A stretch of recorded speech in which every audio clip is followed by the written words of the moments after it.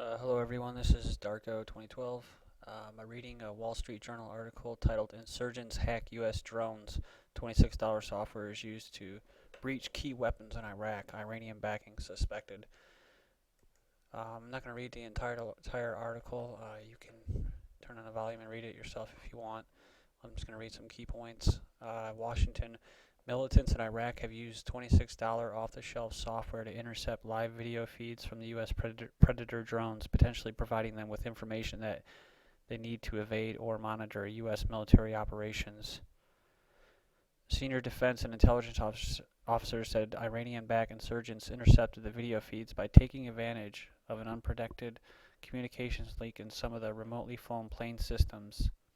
Shiite fighters in Iraq use software programs such as SkyGrabber, available for as little as $25.95 on the internet, to regularly capture drone video feeds, according to a person familiar with reports on the matter. They go on to say, the U.S. official said there was no evidence of the militants actually taking control of the drones. And it says the drone intercepts mark the emergence of a shadow cyber war within the U.S.-led conflicts overseas. They also point to a potentially serious vulnerability in Washington's growing network of unmanned drones, which have become the American weapon of choice in both Afghanistan and Pakistan. The Obama administration has come to rely heavily on unmanned drones because they allow the U.S. to safely monitor and stalk insurgent targets in areas where sending American troops would be either politically untenable or too risky.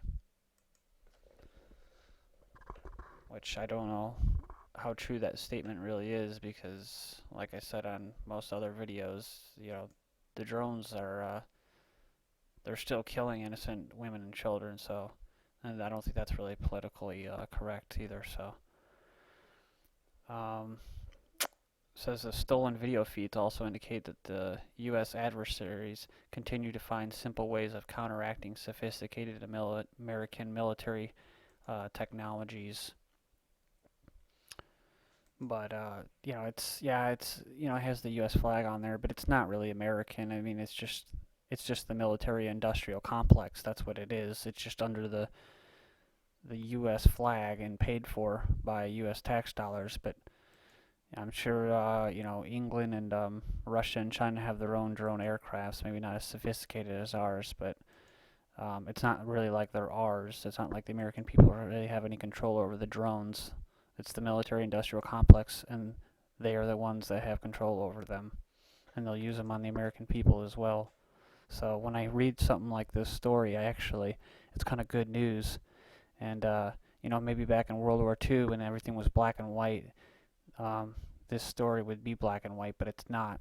So when they say that things like U.S. drones can be, can actually have a vulnerability, which is, hackers could hack into the actual drone itself and possibly take control of it, which they say that they didn't do, but it's a possibility. Or either way, they can, people on the ground, militants, anyone that's trying to not be blown up by a fucking unmanned drone aircraft, right?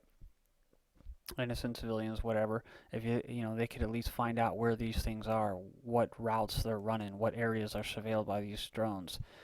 I think would be kind of important information. So it kind of shows that the New World Order does have vulnerabilities, just like the whole climate gate thing that's happened.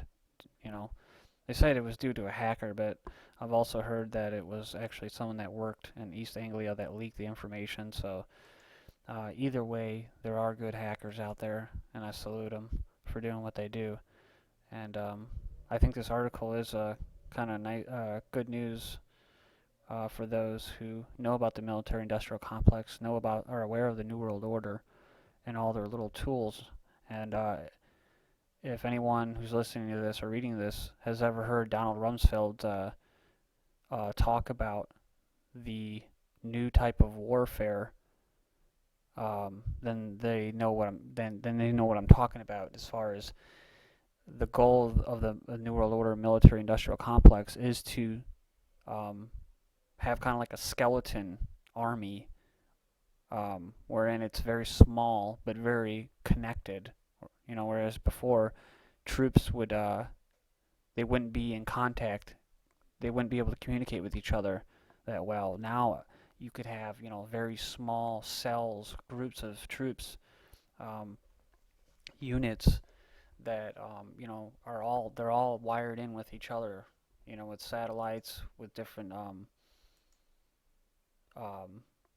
Northcom, NORAD, all of them. They're all just linked up together, and the tanks, everything. So and the weapons are more sophisticated. That's what they want. They want to have less people involved, till eventually they can phase out the human aspect completely, and it's just a complete machine army, much like the Terminator um, idea. So it does show vulnerabilities though in these bastards' arsenal, because if they do go completely machine, then that means that they can also be taken over. So just to finish up this story here, because it is kind of long. Um, Let's see here. Last December, U.S. military personnel in Iraq discovered copies of Predator drone feeds on a laptop belonging to a Shiite militant. According to a person familiar with reports on the matter, there was evidence that this was not a one-time deal, that this person said the U.S. accuses Iran of providing weapons, money, and training to Shiite fighters in Iraq, a charge that Tehran has long denied.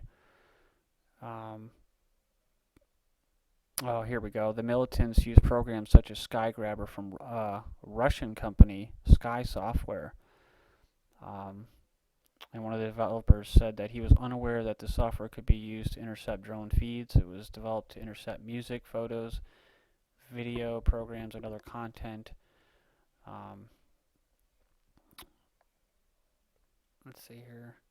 Predator drones are built by General Atomics Aeronautical Systems of San Diego. Some of its communication technology is proprietary. So widely used encryption systems aren't readily capable or compatible. I'm sorry. And going down here, it says there's a balance between pragmatics and sophistication. Not really all that important, but here it goes. The Air Force has staked its future on unmanned aerial vehicles. I can't read today. Drones account for 36% of the planes in the service proposed for the 2010 budget. That's pretty important. 36% of the planes for the budget in 2012 are for drones. And every story now that I'm reading every other day about on stupid Yahoo News thing about drones. Drones attack this, drones attack that. I mean, they really are like a big part of like the Air Force and the military right now. And here we go. Today, the Air Force is buying hundreds of Reaper drones, a newer model whose video feeds could be intercepted in much the same way as the Predators, according to people familiar with the matter. A Reaper costs between $10 million and $12 million each. But yeah, that's the story. And I just quickly, I always kind of envision this because I'm a writer, and I always wanted to write a script where one scene would be where it would be like just a normal, average American who respects the Constitution, who is, fighting the world government and all that, and kind of like in this high-tech scientific dictatorship, this high-tech police state grid. It would be, it would be a normal day, a normal thing for like a drone aircraft to come in and just to drop a bomb on a dude's house, and laser guided missiles on this dude's house, and the neighbors just go about doing their thing. It's like not even a big deal to them. It's just a common thing where people they call constitutionalists are actually, they start calling them terrorists, and anyone who's for the Constitution becomes a terrorist, and they just start droning in the middle of a neighborhood, drop a bomb in their house, it blows up, they die, and people just go about their business. I could see that happening unless people start waking up, so hopefully it doesn't, but that's all I wanted to say about that. Alright.